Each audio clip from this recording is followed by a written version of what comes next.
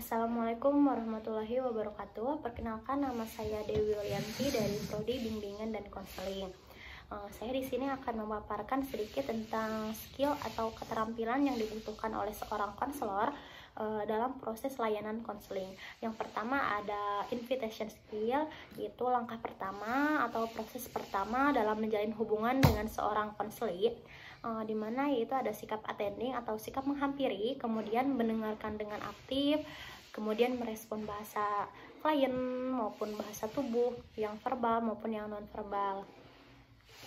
Kemudian yang selanjutnya ada paraphrasing skill, yaitu menyampaikan kembali cerita klien dengan bahasa kita atau bahasa seorang konselor sendiri tanpa mengubah makna atau isi cerita klien. Kemudian yang selanjutnya itu ada reflection to feeling. Nah, dimana di sini seorang konselor itu merefleksikan emosional atau perasaan klien, fokus pada pernyataan tersembunyi yang klien rasakan. Nah, tujuannya itu untuk membantu klien untuk memahami perasaan yang dia alami. Nah, contoh formulasi kalimatnya yaitu menggunakan kalimat kamu merasa, dilanjutkan menggunakan kata emosi yang mewakili perasaan klien. Contohnya seperti kamu merasa kecewa dengan teman kamu. Kemudian yang selanjutnya ada reflection to meaning. Nah, reflection to meaning ini mirip dengan reflection to feeling. Yang membedakannya yaitu memberikan makna di balik pikiran dan perasaan pada klien. Nah, reflection to meaning ini memberikan arti terhadap suatu peristiwa atau baik itu perasaan yang terjadi maupun pikiran yang terjadi. Nah, merefleksikan perasaan klien terhadap makna yang tersembunyi dari pikiran dan perasaannya. Contoh formulasi kalimatnya yaitu seperti kamu merasa, kemudian perasaan si klien, karena kemudian alasannya. Nah, kemudian yang selanjutnya yaitu ada summarizing, yaitu keterampilan meringkas. Nah, keterampilan meringkas ini memformulasikan intisari cerita yang berkaitan dengan pengalaman yang klien pikirkan dan rasakan terhadap situasi yang dia alami dan menjadi perhatiannya sehingga klien menginginkan konseling. Nah, kemudian yang selanjutnya yaitu ada goal setting skill, yaitu menetapkan tujuan. Nah, menetapkan tujuan ini yang diharapkan klien. Nah, yaitu tujuan yang SMART. Yang SMART ini itu yang spesifik, yang dapat diukur atau measurable, dapat dicapai atau achievable, realistik, dan waktunya jelas. Yang selanjutnya yaitu ada challenging atau confrontation skill, yaitu teknik mengomentari atau mengonfrontasikan dari ketidaksesuaian klien. Misalnya ketidaksesuaian antara keyakinan dan pengalaman klien. Kemudian yang selanjutnya itu ada penerapan teknik.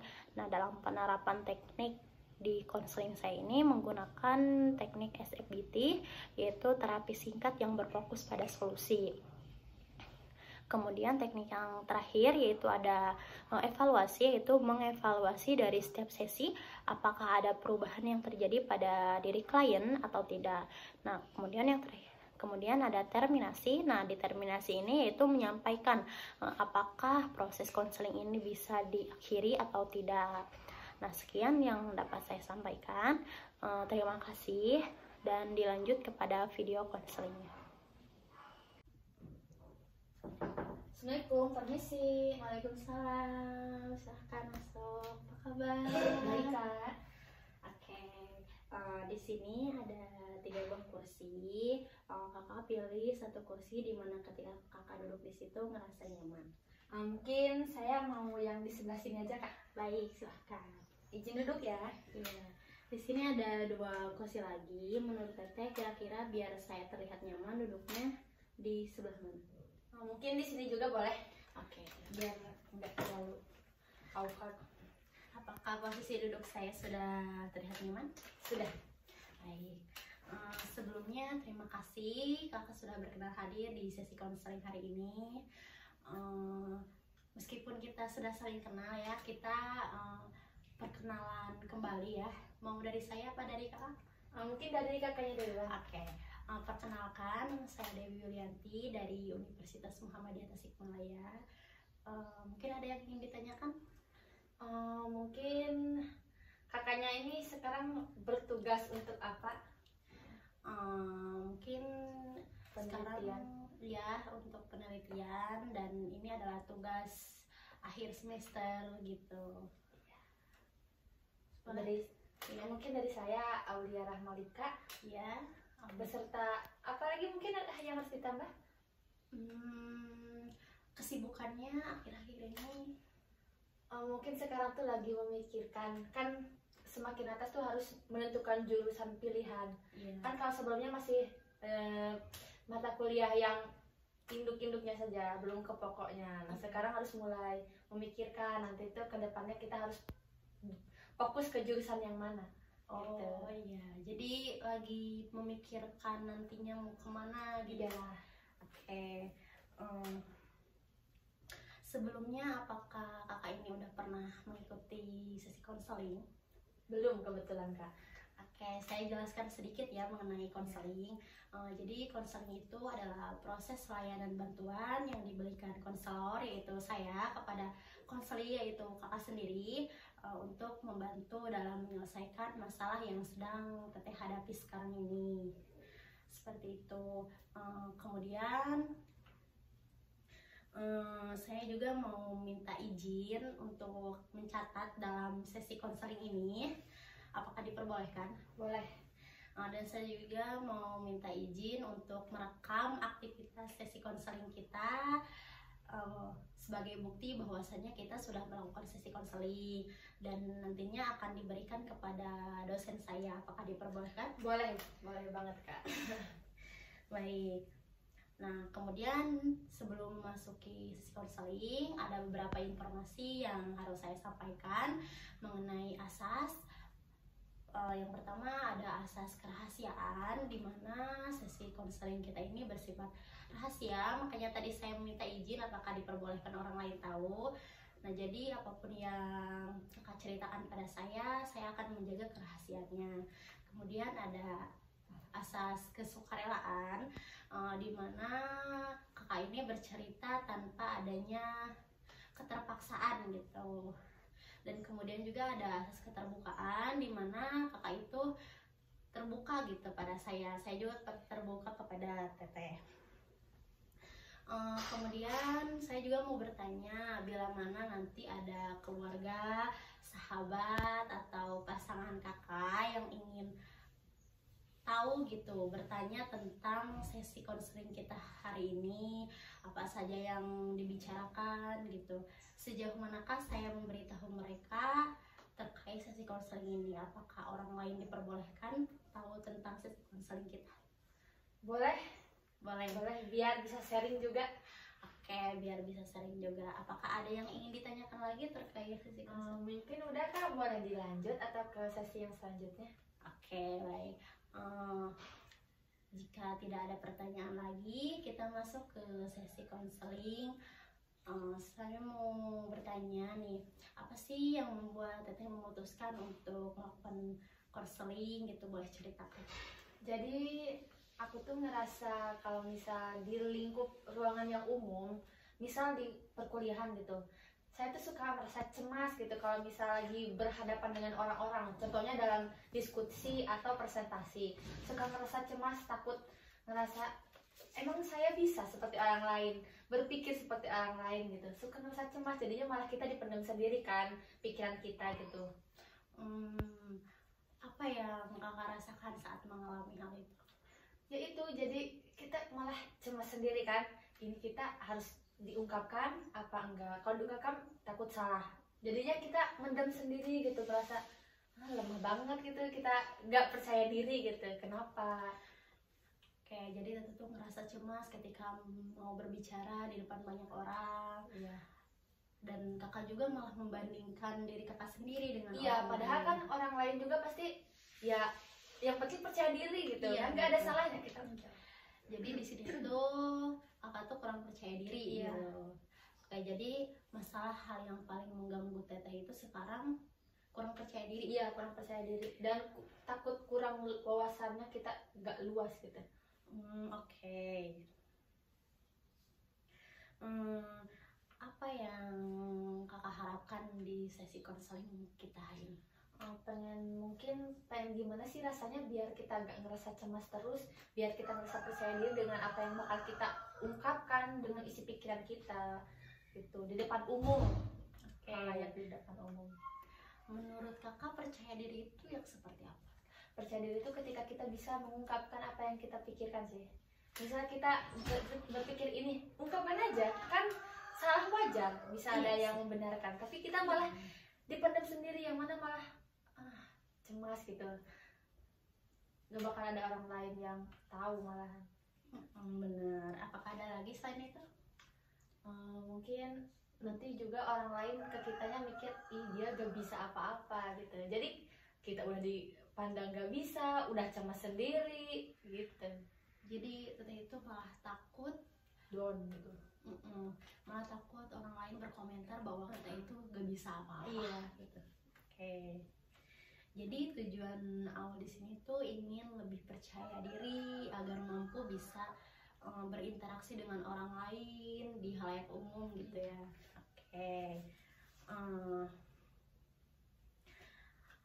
Sebelumnya saya mau bertanya, mungkin pertanyaan ini sedikit aneh mungkin ya Teh. Teteh boleh duduk yang rileks ya. Kemudian tarik nafas panjang-panjang, hembuskan yang enjoy ya Teh. Kemudian bayangkan sehabis pulang dari sesi konseling ini, Teteh pulang ke rumah, kemudian tertidur. Kemudian di saat tertidur itu terjadi sebuah keajaiban di mana masalah yang kakak hadapi sekarang ini tuntas karena keajaiban itu.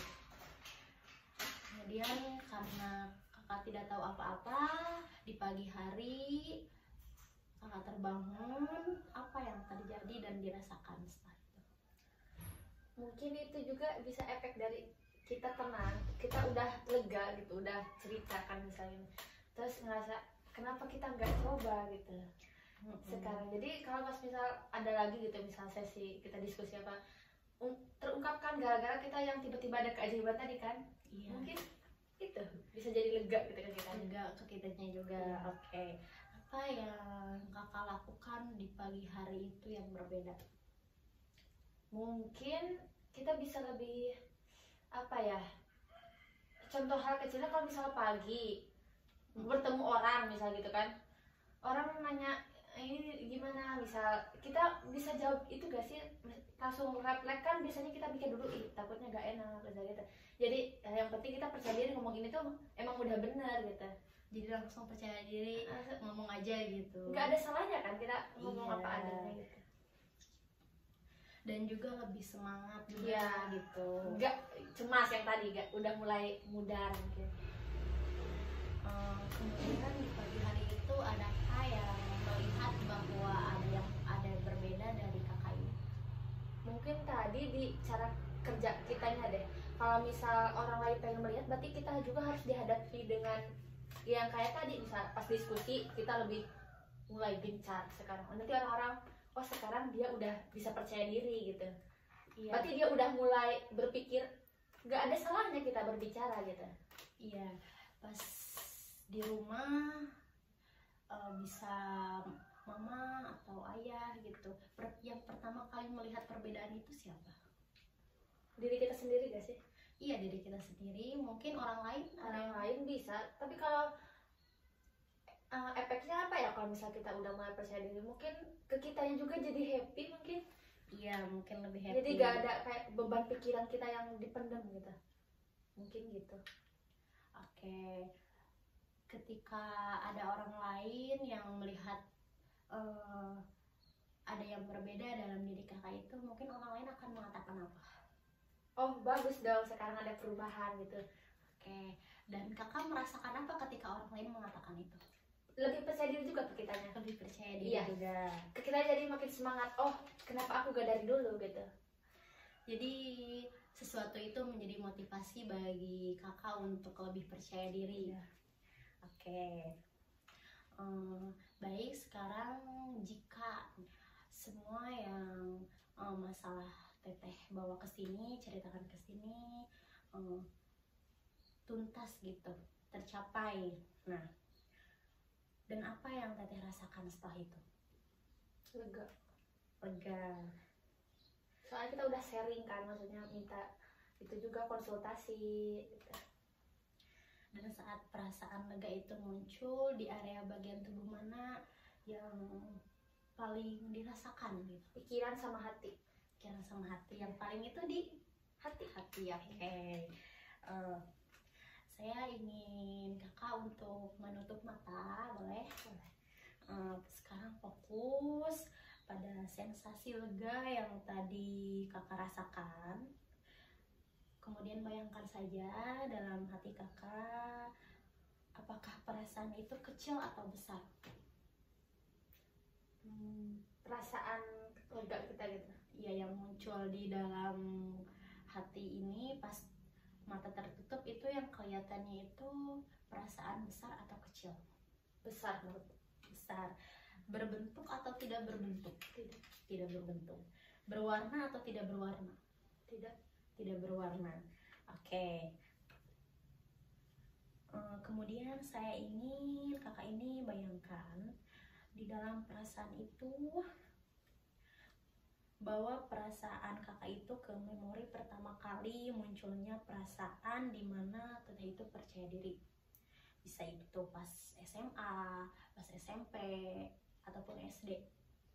Mungkin pas SMA sih. Pas SMA. Iya. Persisnya kelas berapa dan usia berapa?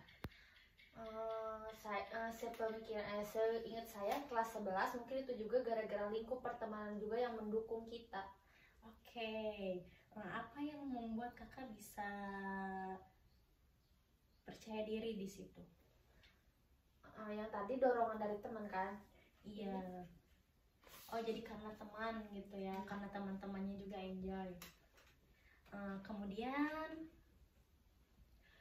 pas SMA itu apa yang kakak lakukan hingga kakak bisa percaya diri? Mungkin pengalaman apa gitu? Pas waktu itu tuh saya kan tadi teman-teman saya dukung, ditambah kitanya juga nggak segan gitu, kayak nggak malu, soalnya udah dekat kan, udah pasti orang-orang ngerti juga, oh ini saya orangnya seperti ini, pasti di depan juga belak-belakan, maksudnya mengeluarkan isi pikiran kita gitu, nggak dipendam. Kalau pas pertama kali masuk mungkin kita masih malu-malu, insecure sama orang-orang, takutnya ini pasti potensinya lebih tinggi orang-orang, jadi kita ngedon duluan kan. Nah pas mulai memasuki kelas 11 tuh kita ngerasa udah tahu kan sikap-sikap orang tuh seperti apa, pikiran orang seperti apa, jadinya ke kitanya, oh ya sama, kita juga orangnya seperti ini, ya udah aku percaya diri. Cuma pas mungkin sekarang masuk kuliah, ngerasakan orang tuh beda-beda pasti, apalagi kuliah tuh enggak yang seumuran, banyak yang udah dewasa, pasti ke kitanya doang gitu. Ruang lingkupnya lebih luas gitu ya. Oke, jadi pas waktu itu teteh bisa merasakan lebih enjoy dengan teman juga. Iya. Enggak tertekan mau mengeluarkan pendapat juga gitu kan ya.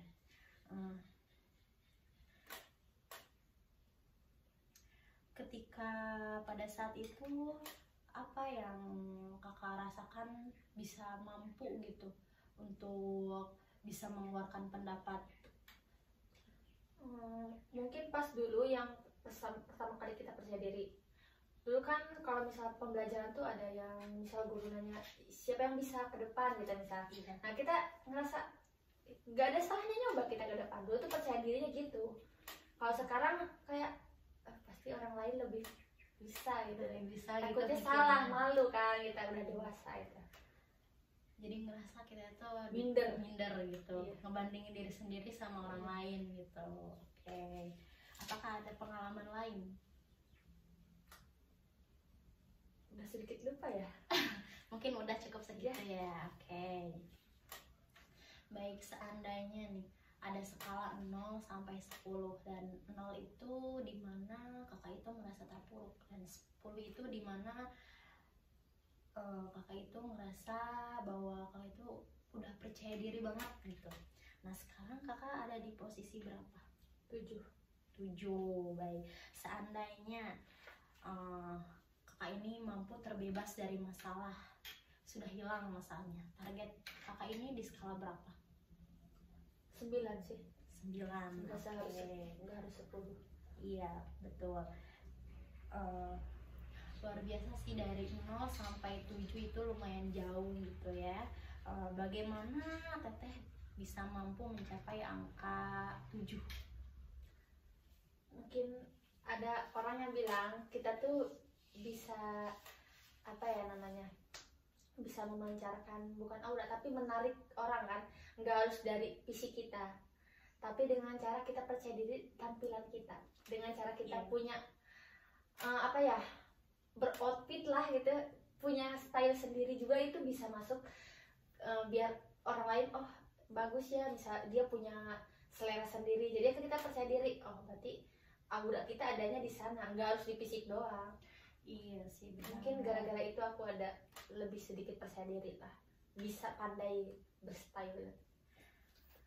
Karena penampilan juga penting banget untuk percaya diri ya kan. Oke. Jadi sekarang kakak meyakini bahwa kakak itu sangat bisa gitu, mampu mencapai bahwa bisa lebih percaya diri di hadapan orang lain gitu ya.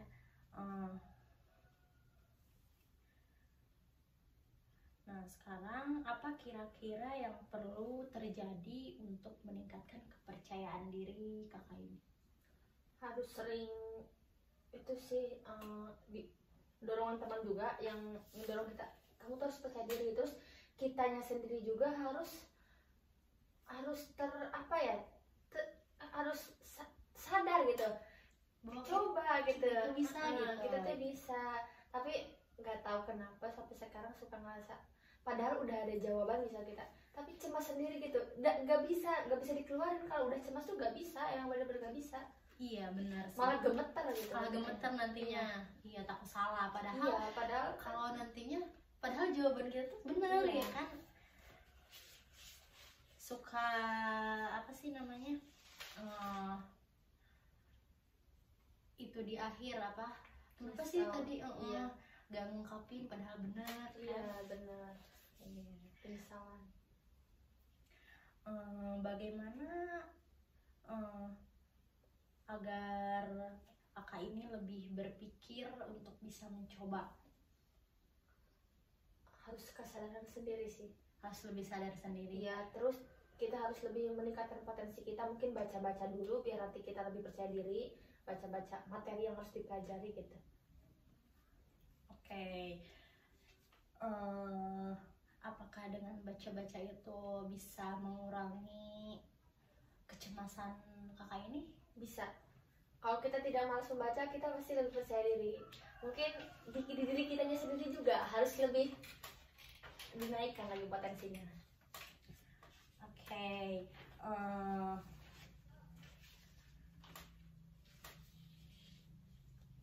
Kira-kira apalagi yang perlu terjadi agar bisa lebih percaya diri? Bergaul dengan orang yang emang udah paham sih. Harus cari pertemanan yang paham materi penjelasan gitu. Oke. Bagaimana kakak melakukan itu? Dengan cara bergaul tadi, mungkin kita harus, kalau misal kena orang lain nggak bisa mendekati kita karena panggil kita duluan, yang SKSD lah kalau sekarang zamannya. Lebih jadi mendekatkan diri. Tapi saya ngerasa tuh bisa saya seperti itu. Teman saya banyak mungkin yang paham gitu, cuma kitanya sendiri yang nggak bisa klop gitu, nggak nanyain pelajaran, malah kita fokusnya ke yang penting kita kenal, ngomongin main, ngomongin yang nggak jelas. Kalau ke pelajaran kita belum sih, kayak nggak klop. Kalau pelajaran pelajaran gitu. Mereka tuh sama kita tuh pemahamannya beda. Kalau orang lain memahaminya mungkin gini, kalau kita kan harus mungkin dengar penjelasan atau gitu. Jadi meskipun orang itu seru diajak main, belum tentu dalam hal pelajaran itu bisa sama gitu ya kan. Nah, saya senang tadi kakak sudah menemukan solusi gitu ya, yang bisa kakak terapkan dalam hal sehari-hari untuk bisa lebih percaya diri gitu, dalam bisa latihan, bisa juga mendekatkan diri dengan orang-orang yang tentunya sudah tinggi gitu ya pengetahuannya.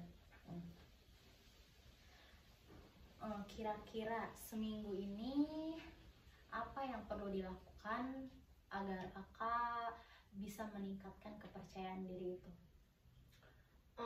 Lebih banyak hal kecilnya sih di grup, misalkan itu enggak, kita tuh enggak berhadapan langsung kan di grup. Bisa ada yang ngajak diskusi, nimbrung aja gitu. Jangan takut apa sih gitu opini kita gitu. Mungkin hal kecilnya seperti itu. Oke, apakah ada lagi? Mungkin ngerasa cukup. Ya. Jadi untuk meningkatkan kepercayaan diri itu dalam hal kecil bisa dengan kita berinteraksi di grup dengan teman.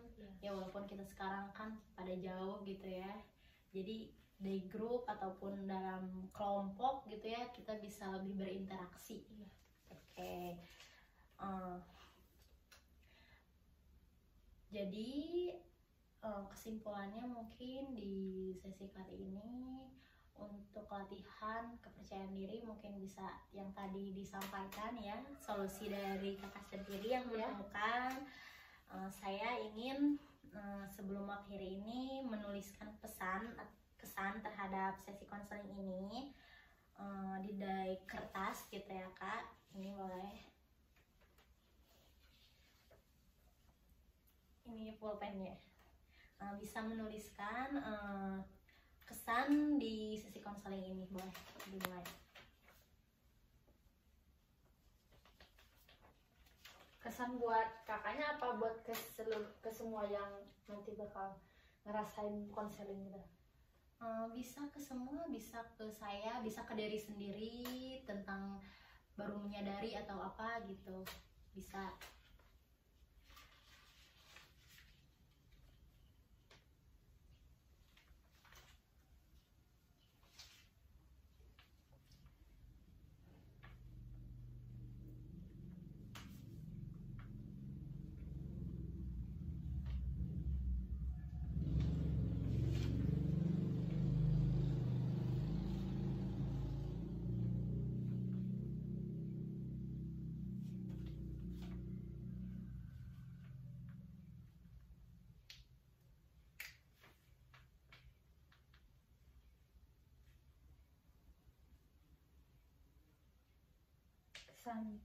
Hanya pesan? Iya udah. Oke. Boleh dipegang dulu dan sekarang boleh bacakan apa yang ditulis oleh kakak. Oke, mungkin kesan dari saya tuh jangan ngerasa malu untuk mengungkapkan pikiran apa yang ada di pikiran kita, harus selalu terbuka demi kebaikan potensi diri sendiri. Oke. Saya juga mempunyai pesan ya. Senang sekali bisa bercerita gitu dengan kakak, banyak hal atau pengalaman pribadi kakak yang ceritakan pada saya, mulai dari tadi waktu SMP ya, bersama teman-teman yang emang sudah kenal dengan kita, yang membuat kita lebih percaya diri. Kemudian juga kakak juga bisa menemukan solusi dari apa yang ada dalam permasalahan, sepertinya lebih mendekatkan diri atau lebih sadar pada diri sendiri, bergaul kan, lebih banyak berinteraksi. Nah itu sangat luar biasa dan saya juga ucapkan terima kasih untuk sesi konseling kita. Mungkin dicukupkan hal sekian ya. Untuk sesi kedua nanti saya ingin kakak laporkan perubahan yang terjadi, perubahan positif apa yang terjadi pada diri teteh nantinya pada sesi konseling berikutnya. Terima kasih. Terima kasih juga mungkin kepada kakaknya yang sudah bikin saya menjadi lega mengungkapkan, padahal saya sendiri yang memberi alasan ya tadi. Harusnya saya seperti ini, mungkin tadi kakak juga membantu dalam sesi konseling ini. Oke, ya terima kasih juga kak. Saya permisi dulu ya. Assalamualaikum. Waalaikumsalam.